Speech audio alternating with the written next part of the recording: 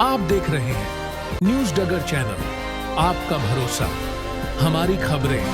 गृह मंत्री जी ने, अमित शाह जी ने सिर्फ अंबेडकर जी नहीं, लेकिन पूरे देश के हर नागरिक के लिए जो शब्द इस्तेमाल करे हैं उसकी हम सब निंदा करते हैं और मांग करते हैं कि अमित शाह को अपनी इस्तीफा देना चाहिए, उनके ऊपर मुकदमा दायर होना चाहिए और उनको सार्वजनिक रूप से माफ़ी मांगनी चाहिए, क्योंकि उन्हें हर नागरिक के लिए जो शब्द बोले हैं उससे पूरी देश की जनता उससे नाराज़ है, दुखी है और प्रधानमंत्री जी से हम आह्वान करते हैं कि उनको तुरंत मंत्री पद से हटाना चाहिए और उनको भी माफ़ी मांगनी चाहिए।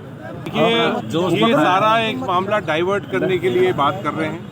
खुद वो बुजुर्ग नेता जो हैं वो खुद तो गिर जाते हैं, खुद उनके खून निकल रहा है, वो कहाँ है वो खून, कैसे वो गिर गए, ये तो सारा कैमरा के अंदर सारा की सारी बात इसकी फिल्म है।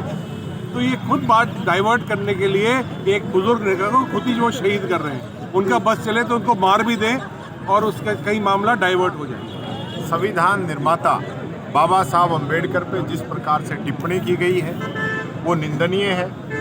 पूरे देश के अंदर इसको लेकर लोगों के अंदर नाराजगी है।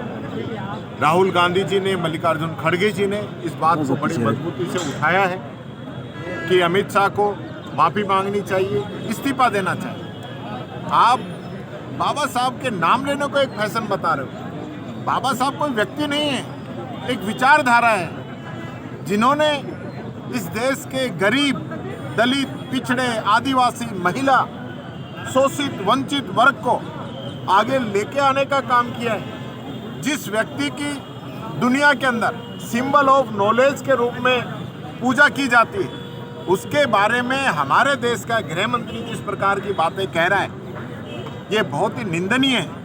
ये इस राजनीति को, इस देश को कहाँ लेके जाना चाहते हैं। इनको विचार करना पड़ेगा कि हम ऐसे व्यक्ति के लिए टिप्पणी कर रहे हैं जिस व्यक्ति का पूरा जीवन संघर्षों में बीता हो, जिस व्यक्ति ने किस परिस्थितियों के अंदर पढ़ाई की, किन परिस्थितियों के अंदर विदेश में जाके पढ़ाई की, किन परिस्थितियों के अंदर उसका बचपन बीता और उसके बाद उस व्यक्ति ने पूरे देश और दुनिया के अंदर जो नॉलेज, जो ज्ञान, जो और जनता के लिए बांटा, उसके लिए इस प्रकार की बातें बीजेपी करती है।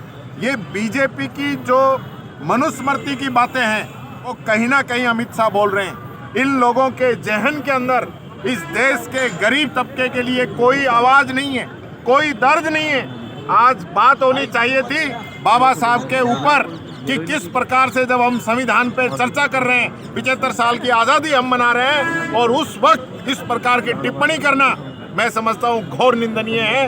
ये बीजेपी गर्त में जाएगी, इनको इसका जवाब देना पड़ेगा कि आपने इस देश के आम आवाम की आवाज के बारे में इस प्रकार से टिप्पणी की है, वो कभी भूलने वाले नहीं है।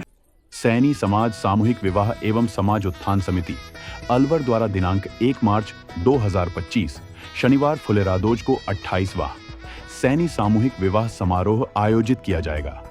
इसके लिए 15 दिसंबर 2024 से 16 फरवरी 2025 तक प्रत्येक रविवार दोपहर 12:30 से शाम 4 बजे तक सैनी समाज सत्संग भवन, काशीराम चौराहे के पास सैनी समाज विवाह योग्य युवक युवतियों का परिचय एवं पंजीकरण कराया जा रहा है और जोड़े तैयार करने की प्रक्रिया जारी है। कृपया अधिक से अधिक संख्या में पधारकर कार्यक्रम को सफल बनाएं। अधिक जानकारी हेतु दिए गए नंबर पर संपर्क करें। निवेदक समस्त सैनी समाज, अलवर। मंगल मिष्ठान भंडार मेहताब सिंह का नौहरा वाले पेश करते हैं इनके शुद्ध एवं मशहूर गाजर पाक और गोंद के लड्डू। सन 1972 से लगातार शुद्ध केसर युक्त गाजर पाक बना रहे हैं। आइए जानते हैं शंकरलाल सैनी जी से। ये लगभग 100 साल पुरानी रेसिपी है। गाजर पाक और गोंद के लड्डू, ये दोनों चीज़ें सन 1972 से हमारी दुकान स्टेड है। 1972 में मेरे दादाजी मंगल राम जी ने दुकान स्थापित की। एक हमारी पीछे भी दुकान है और एक स्वग रोड पर। दादाजी को, श्री मंगल राम जी को पाक कला में महारत हासिल थी, तो गाजर पाक में तो विशेष उनका हाथ रहा है और वो उन्हीं का आशीर्वाद से ये सब चल रहा है। इंट्रोड्यूसिंग खेरलीवाला, जो पेश करते हैं wide range of finest daily food products 100% शुद्धता के साथ। चाहे शुद्ध चना दाल बेसन हो मैदा या मल्टीग्रेन आटा या फिर पक्की घानी सरसों तेल से लेकर कच्ची घानी सरसों तेल तक, सभी रिफाइंड ऑयल्स रेंज और सभी प्रकार के मसाले हैं उपलब्ध। तो देर किस बात की, आज ही घर लाएं Kherliwala. Real taste of Rajasthan.